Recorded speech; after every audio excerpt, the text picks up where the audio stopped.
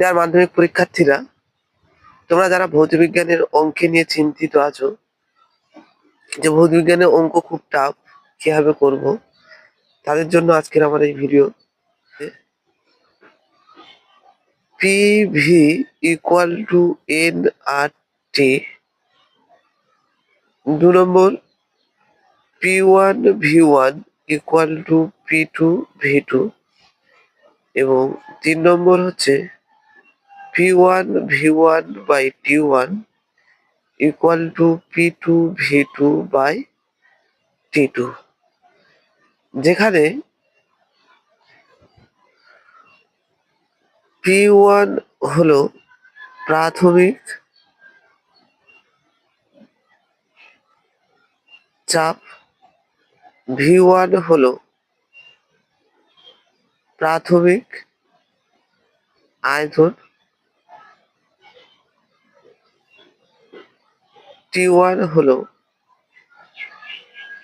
প্রাথমিক তাপমাত্রা, P2 হলো অন্তিম বা চূড়ান্ত চাপ, V2 হলো অন্তিম আয়তন,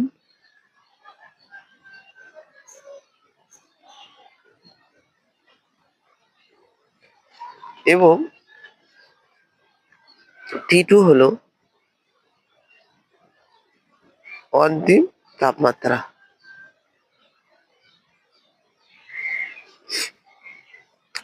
n মোল সংখ্যা, আর হলো ধ্রুবক। প্রথম ইকুয়েশনটার ক্ষেত্রে p হচ্ছে চাপ, v হচ্ছে আয়তন, n হচ্ছে মোল সংখ্যা, আর ধ্রুবক, t হচ্ছে তাপমাত্রা। ঠিক আছে, এই তিনটে সূত্র যদি তোমরা মুখস্থ করতে পারো, তাহলে এই গ্যাসের চ্যাপ্টার থেকে যতগুলো অঙ্ক দিক না কেন, প্রত্যেকটা অঙ্ক তোমরা ইজিলি করতে পারবে। একটা সম্পর্ক যেটা হচ্ছে কেলভিন স্কেল এবং সেলসিয়াস স্কেলের মধ্যে সম্পর্ক। কেলভিন ও সেলসিয়াস স্কেলের মধ্যে সম্পর্ক। কেলভিন স্কেলের তাপমাত্রা টি হলে, টি ধরলাম ইকুয়াল টু 273 প্লাস সেলসিয়াস স্কেলের তাপমাত্রা এত কেলভিন। এখানে যে টি গুলো ইউজ করব, প্রত্যেকটা কেলভিন স্কেলের তাপমাত্রা নিতে হবে, অর্থাৎ সেলসিয়াসে দেওয়া থাকলে সেটাকে তোমাকে কেলভিন স্কেলে কনভার্ট করতে হবে। কোন সূত্রের দ্বারা? এই সূত্রটার দ্বারা কনভার্ট করতে হবে। এই উদাহরণটা এখন দেখব যে 17°C উষ্ণতায় 750 মিলিমিটার এই যে চাপে নির্দিষ্ট ভরের একটি গ্যাস 580 সেমি কিউব আয়তন অধিকার করে, ওই চাপে 47°C উষ্ণতায় গ্যাসটি কত আয়তন অধিকার করবে। তাহলে আমাদের প্রাথমিক যেগুলো দেওয়া আছে সেগুলো লিখে নেব, অর্থাৎ প্রাথমিক তাপমাত্রা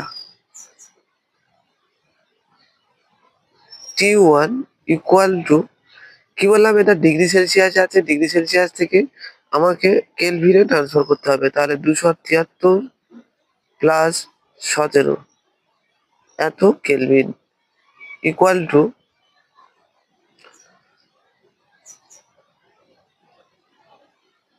290 কেলভিন। প্রাথমিক চাপ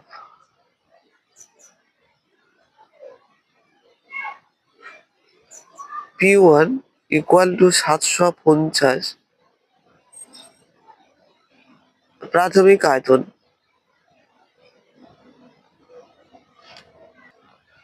প্রাথমিক আয়তন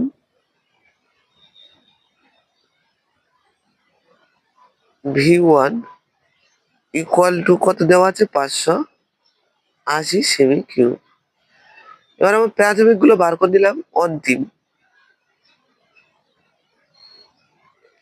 তাপমাত্রা T2 ইকুয়াল টু একই রকম ভাবে 273 প্লাস অন্তিম তাপমাত্রা 47 প্লাস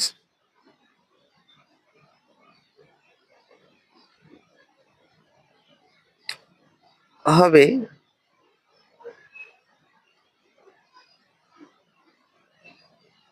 320 কেলভিন। অন্তিম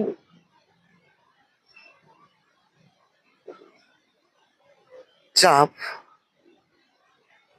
P2, চাপ যেহেতু অন্তিম চাপ একই বলেছে, ওই চাপে তাহলে একই রকম হবে, অর্থাৎ 750 মিলিমিটার এইচজি। অন্তিম আয়তন